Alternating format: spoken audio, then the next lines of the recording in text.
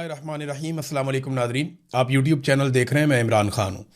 पाकिस्तान के मीडिया में रोला पड़ गया कि एक औरत पकड़ी गई है जो मनशियात बेचती है और उसके ऊपर लगातार ट्रांसमिशंस चल रही हैं, टॉक शोज़ हो रहे हैं।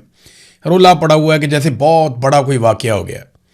पाकिस्तान में निज़ाम ही दो नंबरी करता है तो किसी एक औरत के दो नंबरी करने से क्या हुआ। इस तरह के तो बेशुमार लोग हैं। हर गली कूचे में, हर मोहल्ले में इस तरह के लोग आपको मिल जाते हैं जो सिस्टम के लिए काम करते हैं। यानी ये वो लोग होते हैं जो पैसा कमाते हैं, सिस्टम को भी कमा कर देते हैं, खुद भी कमाते हैं। अब ये अनमोल नामी औरत है, इसके कुछ चैलेंजेस वगैरह भी ऑडियोज आ रही है। फिर ये पकड़ी गई, इसको ले जाया गया अदालत के अंदर, ये वहाँ चौड़ी होके जा रही है और वो फिर रही है इस तरीके से जैसे एक आज़ाद औरत है। तो बदमाशों वाला अंदाज है। देखिए, ये टिकटॉक्स बनते हैं, हथकड़ियों में बंदे पकड़े हुए होते हैं और जब वो पेशी पे आते हैं तो उनके बाकायदा टिकटॉक्स बनाए जाते हैं और सोशल मीडिया के ऊपर वायरल किए जाते हैं। ये पाकिस्तान में चीज़ें ट्रेंड कर रही हैं। रिटायर पुलिस अफसरान बैठ के बदमाशों के किस्से सुनाते हैं और उससे वो यूट्यूब के ऊपर अपने चैनल चला रहे हैं। ये रिटायर पुलिस अफसरान हैं, वो उनकी दिलेरी के वाकयात बता रहे होते हैं बदमाशों की, जो जराइम पेशा लोग हैं उनकी, कि जनाब वो बड़ा दलेर था, वो ऐसे काबू आया, वो बड़ा बहादुर था। तो नौजवानों को आप क्या सिखाना चाहते हैं? तो आजकल अब एक नया ट्रेंड भी, यानी ये नया ट्रेंड है, जराइम पेशा अफराद को जो है वो ग्लोरीफाई कर करके बताया जाता है और बार बार बताया जाता है, उनकी दिलेरी के वाकयात बताए जाते हैं। ये जो इस औरत ने किया ये नॉर्मल है हमारी सोसाइटी में। सिस्टम ऐसे लोगों को खुद बनाता है, फिर ऐसे लोगों से फायदा उठाता है। लेकिन जो लोग सिस्टम के खिलाफ हो जाते हैं, मिसाल के तौर पर अगर मिलिट्री एस्टेब्लिशमेंट के मफाद के खिलाफ है ना कोई इस मुल्क में, तो उसका बुरा वक्त आ गया। लेकिन अगर आप मिलिट्री एस्टेब्लिशमेंट के खिलाफ नहीं हैं और आप जो मर्जी जराइम करें इस मुल्क के अंदर, तो सिस्टम आपको प्रोटेक्ट करता है, सिर्फ अपना हिस्सा लेता है आपसे। पाकिस्तान में लाकानूनियत और दो नंबरी ऐसे ही तो नहीं। ब्यूरोक्रेट्स के बच्चे जो है वो पूरी दुनिया के महंगे तरीन स्कूलों में रहते हैं, पढ़ते हैं, यूनिवर्सिटियों में पढ़ते हैं। यहां पे प्राइवेटली किसी बच्चे को पढ़ाना मुमकिन ही नहीं है। पाकिस्तान से बच्चे आकर जो यहां पे दाखिले ले लेते हैं ना, बड़े बड़े लोगों के, जर्नैलों के बच्चे आ जाते हैं, ब्यूरोक्रेट्स के बच्चे आ जाते हैं, वो आकर यहां पे दाखिले ले लेते हैं जिन कॉलेजेस में, यूनिवर्सिटीज में। मैंने यहां पता करवाया, या तो बहुत पैसा लगता है। तो इतना पैसा तो ये कमा नहीं सकते 10 साल में जितना इनका बच्चा 1 साल में यहां पे खर्च देता है। और बेशुमार जो है वो सिस्टम के अंदर लोग ऐसे ही काम करते हैं। अभी इस्लामाबाद वाले स्कैंडल में ब्यूरोक्रेट्स के पैसे फंसे हुए हैं, सरकारी अफसरान का पैसा फंसा हुआ है, करोड़ों रुपए एक एक बंदे ने लगा दिया। अब वो करोड़ों रुपया उसके पास आया कहां से, ये सवाल कोई नहीं पूछेगा। तो अगर आप यास्मीन राशिद है ना, या आप मारंग बलोच हैं, या आप ईमान मजारी हैं, या आप सनम जावेद या उनकी बहन है, या आलिया हमजा है, या तैयबा राजा है आप, तो आपको जलील और रुस्वा किया जाएगा। लेकिन अगर आप अनमोल पिंकी हैं तो फिर आपके लिए यह सहूलत मैसर रहेगी। बहरहाल मीडिया ने जोर दूर लगा के इस औरत के लिए मुश्किलात पैदा की हैं, लेकिन 2-4 दिन, इससे ज्यादा कुछ नहीं होगा। चीजें नॉर्मलाइज हो जाएंगी जैसे माजी में होती रही हैं। आपको याद है एक नौजवान शाहजेब को कत्ल किया गया था, शाहरुख जतोई ने कत्ल किया था सिंध में। उस केस का क्या बना? कुछ भी नहीं हुआ। वो बड़े प्रोटोकॉलों के साथ वो बंदा रहा। वो कभी जेल में होता था, कभी बाहर होता था, कभी वीवीआईपी होता था, फिर वो चला गया छूट के। नादरीन, सुहेल आफरीदी साहब ने हुकूमत को एक अल्टीमेटम दिया है। देखिए, सुहेल आफरीदी की बड़ी ऑकवर्ड सिचुएशन है। लोग अब उनसे बड़े सख्त सवालात करते हैं, लोग उनके गले पड़ते हैं, उनको पूछते हैं जनाब बताओ इमरान खान बाहर कब आएगा? आपने तो बहुत बड़े बड़े दावे किए थे। अब सुहेल आफरीदी ये कहते हैं कि फैसला तो पार्टी ने करना है, मैंने तो उस पर अमल दरामद करना है, और वो ये सारा कुछ बर्दाश्त भी करते हैं। तो उन्होंने हुकूमत को 1 हफ्ते का अल्टीमेटम दिया। ये फंस गए सुहेल आफरीदी साहब। मैं जाती तौर पे ये काफी अरसे से सोच रहा था कि सुहेल आफरीदी इस आसाब की लड़ाई में तंग आकर जिस दिन अल्टीमेटम दे देगा ना, उस दिन फंस जाएगा। क्योंकि जब आप अल्टीमेटम दे देते हैं ना कि 1 हफ्ते के अंदर अगर आपने ये काम ना किया तो फिर मैं ये कर दूंगा, वहां आप फंस जाते हैं। और यही काम जब प्रेशर पड़ा था तो अली अमीन गंडापुर ने भी कर दिया था। अब 1 हफ्ते के बाद सुहेल आफरीदी साहब से यह सवाल किया जाएगा, जनाब जो आपने अल्टीमेटम दिया वो टाइम पूरा हो गया, बताएं आपने क्या एक्शन लिया। वो लोग भी सवालात करेंगे जिन्होंने सड़क पे नहीं आना, और कई लोगों का तो बनता भी नहीं है बेचारों का सड़क पे आना। मुराद से ही तो नहीं निकल के आ सकते सड़क पे। कुछ और लोग भी हैं जिनके ऊपर मुकदमात हैं बड़े खौफनाक, या जिनको ऐसा लगता है कि सिस्टम कत्ल ही कर देगा। हाँ, अगर सारा पाकिस्तान निकला है फिर तो सभी निकल आएंगे, फिर तो इमरान खान भी जेल से बाहर आ जाएगा। बहरहाल सुहेल आफरीदी ने एहतजाजी धरना खत्म करते हुए हुकूमत को 1 हफ्ते का अल्टीमेटम दिया। इमरान खान साहब की फैमिली की दोबारा मुलाकात नहीं करवाई गई और उन्होंने कहा कि आज भी इमरान खान साहब से ना फैमिली की मुलाकात करवाई गई, ना पार्लियामेंटेरियंस की, और ना जाती डॉक्टरों को मिलवाया गया। सूबे के चीफ एग्जीक्यूटिव की आमद के बावजूद रुकावटें खड़ी की गई और पार्टी रहनुमाओं के साथ बदतमीजी की गई। वजीर आला ने कहा कि इमरान खान साहब की सेहत खसूसन आंखों के मसले पर शदीद तशवीश है, लेकिन हुकूमत इलाज और अस्पताल मुंतकिली की इजाजत नहीं दे रही। इमरान खान को फौरी तौर पर फैमिली और जाती डॉक्टर्स की निगरानी में अस्पताल मुंतकिल किया जाए। अगर सूरत हाल ना बदली तो आइंदा मंगल को ज्यादा सख्त रवैये के साथ दोबारा अडियाला जेल पहुंचेंगे। देखें, ज्यादा सख्त रवैया क्या होगा, क्या इसकी इंटेंसिटी बढ़ती जाएगी? एक वक्त आएगा हुकूमत ताकत के बलबूते पे रोकने की कोशिश करेगी, फिर आपको लाखों लोग लेकर आने पड़ेंगे, जो अभी तक हो नहीं पाया। और पिछली मरतबा अली अमीन गंडापुर 2 मरतबा निकल गए वापस लोगों को छोड़कर। सुहेल आफरीदी के लिए यह बहुत मुश्किल होगा कि वो अली अमीन गंडापुर वाला एटीट्यूड अपनाए, इसलिए उनकी ये कोशिश होगी कि उनको ना जाना पड़े और उनके जाए बगैर काम हो जाए। लेकिन अगर उन्हें जाना पड़ गया तो इस मरतबा सूरत हाल कुछ और निकलेगी। नाजरीन, गिलगित बल्तिस्तान में काजी फायज ईसा की यादें ताज़ा होगी। देखिए, जब जब कोई जुल्म करेगा ना पाकिस्तान में, ना इंसाफी करेगा, जब जब कोई ज्यादती करेगा, तो देखें काजी फायज ईसा की कैसी किस्मत है कि लोग काजी फायज ईसा को याद करेंगे और उसको बद्दुआएं देंगे। कैसी बात है। एक ऐसा मुनसिफ पाकिस्तान में रहा जिसने बेशर्मी और ढिठाई से वो कुछ किया पाकिस्तान के अंदर, ऐसा जुल्म किया पाकिस्तान के अंदर और इंसानी हकूक की ऐसी ऐसी पामालियों को होने दिया उस मुनसिफ ने पाकिस्तान के अंदर कि आज उस शख्स को स्याह हरूफ में याद किया जाता है, गंदे अलकाब उसको दिए जाते हैं। वजह क्या है कि इस आदमी ने वो जुल्म और ज्यादती की और ऐसी जानिबदारी दिखाई जो काजी के मनसब के शाया निशान ही नहीं था। हाँ, जजेस करते हैं 2 नंबरियां, थोड़ा इधर उधर कर देते हैं, लेकिन काजी फायज ईसा ने तो कमाल ही कर दिया था।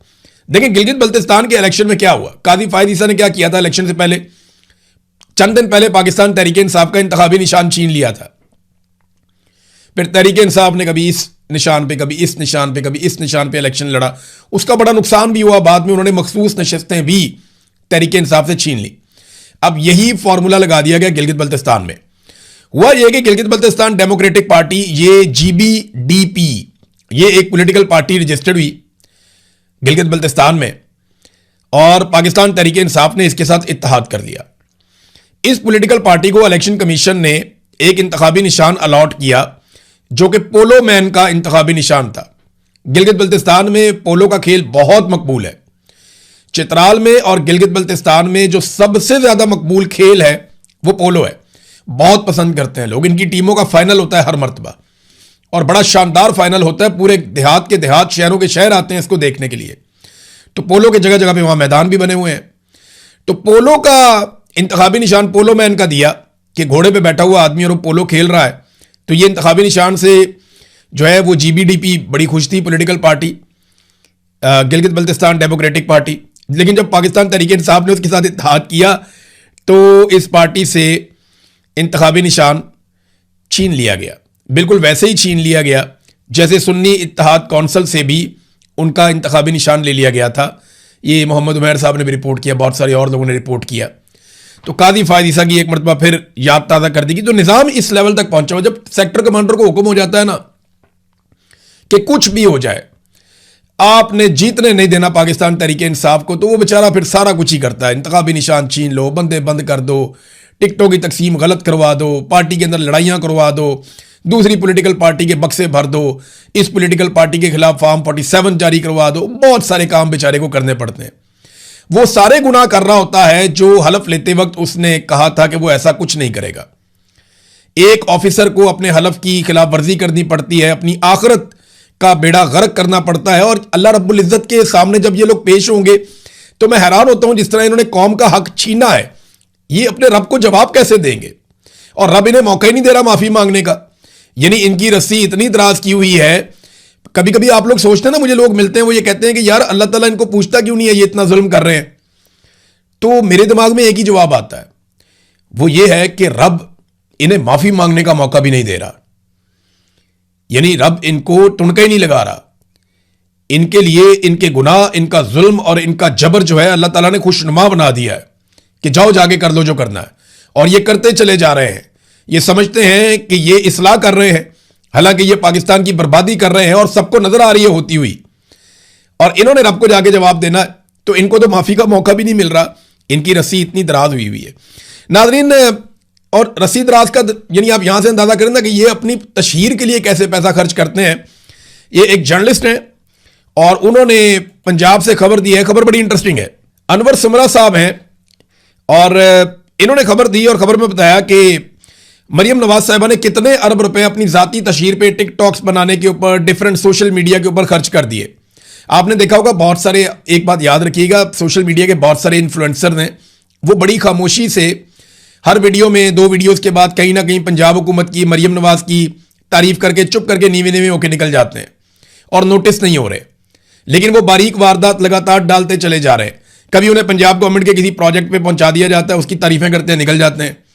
कभी उन्हें मरियम नवाज की गुजरते गुजरते कहीं पे कोई एक तारीफ कर देते हैं, निकल जाते हैं।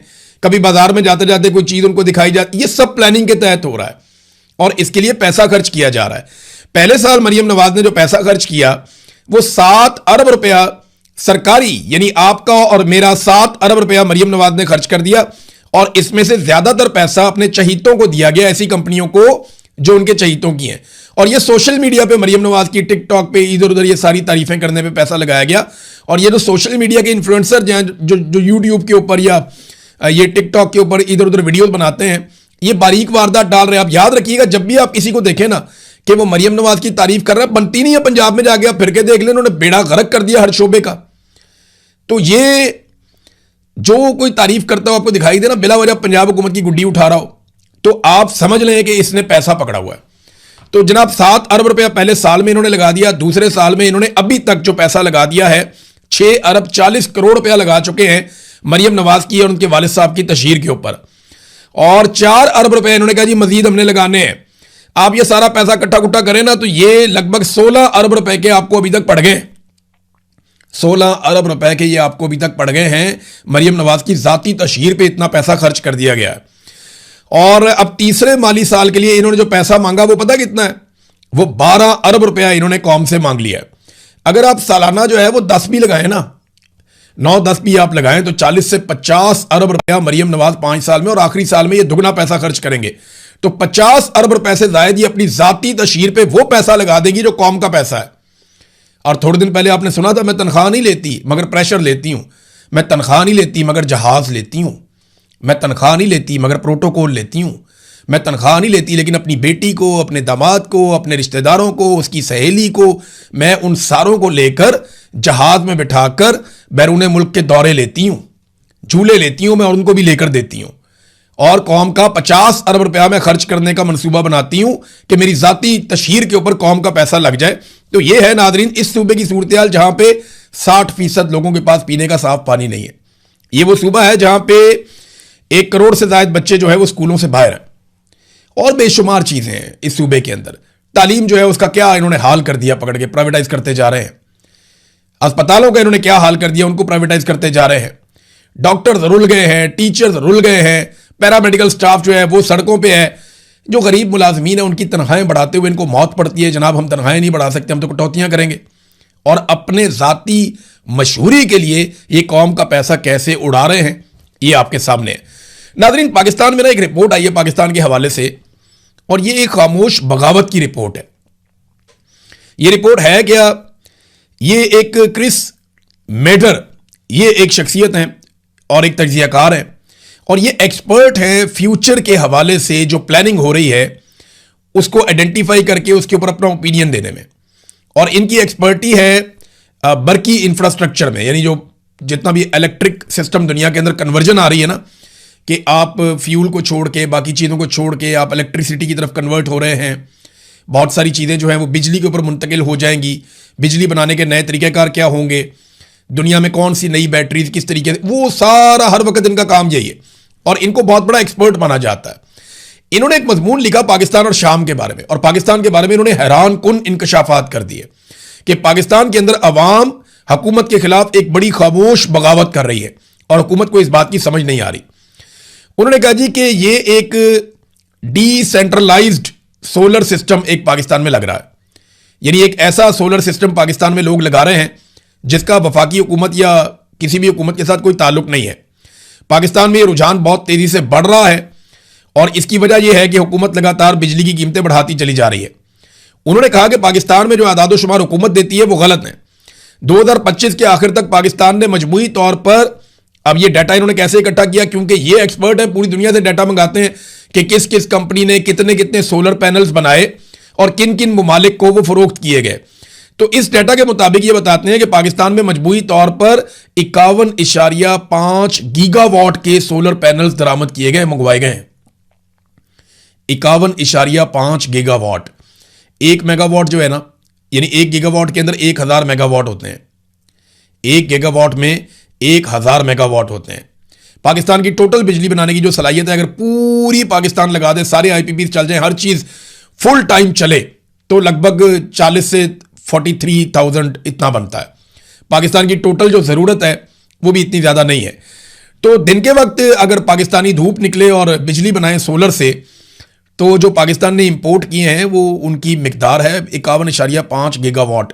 ये सोलर पैनल पाकिस्तान में आ चुके हैं, लेकिन नेट मीटरिंग और सरकारी रिकॉर्ड के मुताबिक ये सिर्फ 5.3 से 6.8 गीगावाट तक ही दर्ज है। यानी इन्होंने जो दर्ज किया हुआ है उससे 10 गुना कैपेसिटी है पाकिस्तानियों के पास सोलर को इस्तेमाल करने की।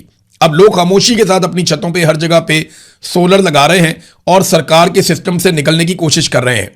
अगर फ्यूचर में चाइना ऐसी बैटरियां दे देता है जो बहुत सस्ती हैं और बहुत देर तक चलती हैं, तो फिर पाकिस्तान की सरकार पाकिस्तानियों से पैसा नहीं निचोड़ सकेगी और यहां पे एक ऐसी जंग लग जाएगी कि पाकिस्तान की सरकार यह कहेगी कि जो भी अपने घर में सोलर लगाएगा सरकार उससे टैक्स लेगी, जो अभी पिछले दिनों आपने सुना भी। तो ये वो खामोश इनकलाब है जो पाकिस्तान के अंदर आया। अब ये पैसा कैसे इकट्ठा करेंगे? देखिए, चाइना का माल पाकिस्तान में नहीं रोक सकते ये, क्योंकि इन्होंने चाइना से माल खाया हुआ है। चाइना से अरबों डॉलर लिए हुए हैं, 50 अरब डॉलर से ज्यादा रकम चाइना से ले चुका पाकिस्तान। अब चाइना जो चाहे पाकिस्तान को एक्सपोर्ट करे, चाइना अपना माल पाकिस्तान भेजेगा, पाकिस्तानी कभी नहीं रोक पाएंगे। वो नई बैटरियां बनाएंगे, एक पॉलिसी के तहत पाकिस्तान में लेकर आएंगे, तो लोग वो बैटरियां परचेज करेंगे और वो पाकिस्तान में आएंगी भी और बिकेंगी भी।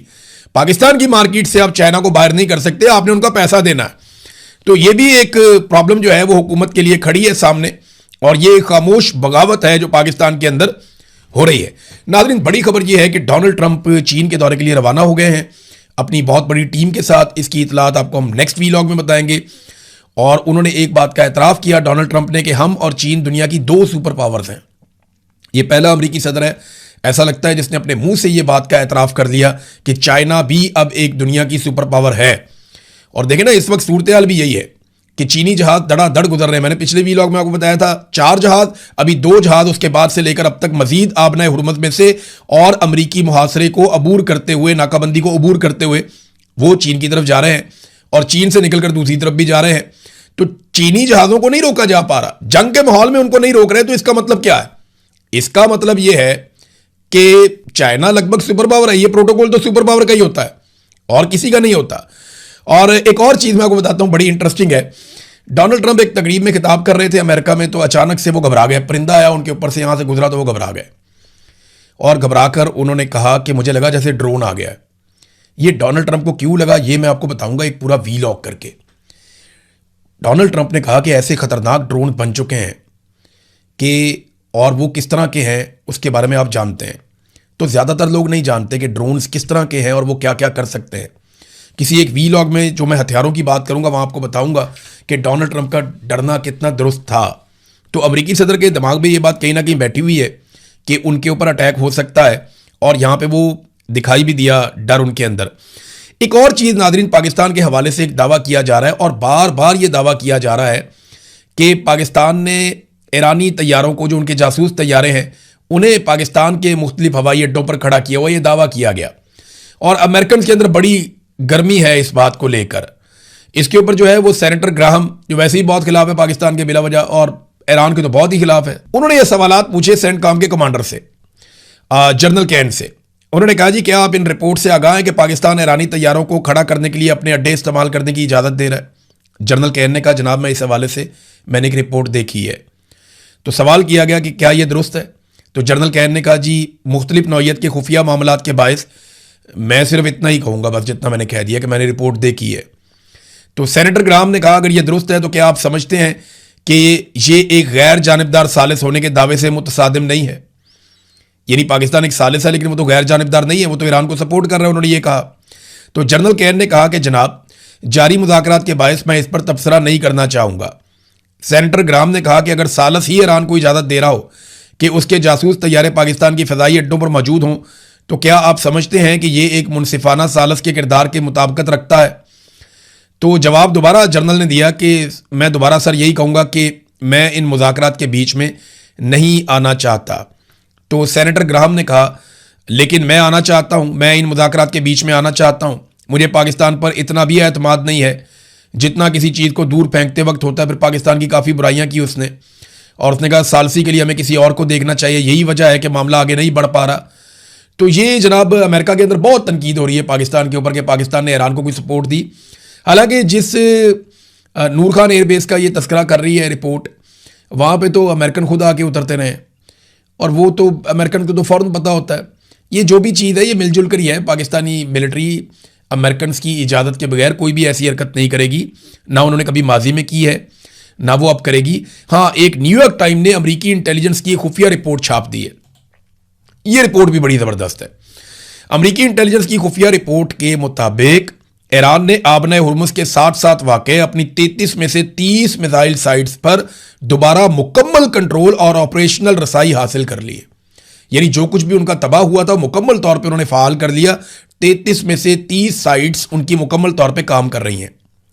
अस्करी ताकत का बरकरार रहना, ये रिपोर्ट सदर ट्रंप के इन दावों के बरक्स है जिसमें ईरानी फौजी ताकत को बड़े पैमाने पर तबाही का जिक्र किया। अब ट्रंप कहता है जी हमने बहुत बड़ी तबाही कर दी है, जबकि अमेरिकन इंटेलिजेंस की रिपोर्ट कहती है जी कोई तबाही नहीं हुई, कोई तबाही ऐसी नहीं हुई। देखें ना डोनाल्ड ट्रंप का गुस्सा, देखें ना, जब फेक न्यूज़ ये डोनाल्ड ट्रंप का स्टेटमेंट मैं आपको बता रहा हूं, जब फेक न्यूज़ ये कहती है कि ईरानी दुश्मन हमारे खिलाफ फौजी लिहाज से बेहतर कारकर्दगी दिखा रहा है, तो ये अमली तौर पर गद्दारी है, क्योंकि ये बहुत बड़ा झूठ है, इससे दुश्मन को फ़ायदा पहुंचता है। तो एक झूठी उम्मीद मिलती है दुश्मन को, उसे नहीं मिलनी चाहिए। ये वो अमरीकी बुज़दिल हैं जो अपने ही मुल्क के खिलाफ खड़े हैं। ईरान की बहरिया में 159 बहरी जहाज़ थे, अब हर एक जहाज़ जो है वो समंदर की तह में पड़ा हुआ है। बहरिया ख़त्म हो गई, फ़िज़ाइया ख़त्म हो गई, टेक्नोलॉजी ख़त्म हो गई, और उनके रहनुमा जो है वो भी अब नहीं है इस दुनिया में, मारे गए सारे। मुआशी तबाही का शिकार हो गया है। तो सिर्फ हारे हुए, एहसान फरामोश और बेवकूफ़ लोग ही अमेरिका के खिलाफ बात कर सकते हैं। ट्रंप अब जो है ना वो हुब्बुल वतनी का कार्ड इस्तेमाल कर रहा है, जैसे पाकिस्तान में भी किया जाता है कि जनाब ये गद्दार हैं, गद्दारी कार्ड लेकर आ गया। हालांकि ये अमेरिकन इंटेलिजेंस की खुफिया रिपोर्टें हैं जो अमेरिकन मीडिया शाया करता है कि ईरान के हथियार भी बाकी हैं, उनकी चीज़ें भी बाकी हैं, उनका कंट्रोल भी बाकी है, वो लड़ने की कैपेसिटी रखते हैं। कल को लड़ाई हो जाएगी तो वो कहेंगे जनाब हमारी रिपोर्टें तो थी। देखिए यही तो अमेरिकन एजेंसियां फंस जाती हैं। जब गलत रिपोर्टें दें और बाद में कुछ और निकले तो एजेंसियां फंस जाएंगी, फिर सवालात एजेंसियों से होंगे। तो उन्होंने अपने सोर्सेज से चीजें निकालना शुरू कर दी, जनाब हमें यह पता है। अब डोनाल्ड ट्रंप अगर कुछ करवाता है तो जिम्मेदारी डोनाल्ड ट्रंप की होगी। तो नाज़रीन वीडियो काफी लंबा हो गया, अब तक के लिए इतना ही। अपना ख्याल रखिएगा, अपने चैनल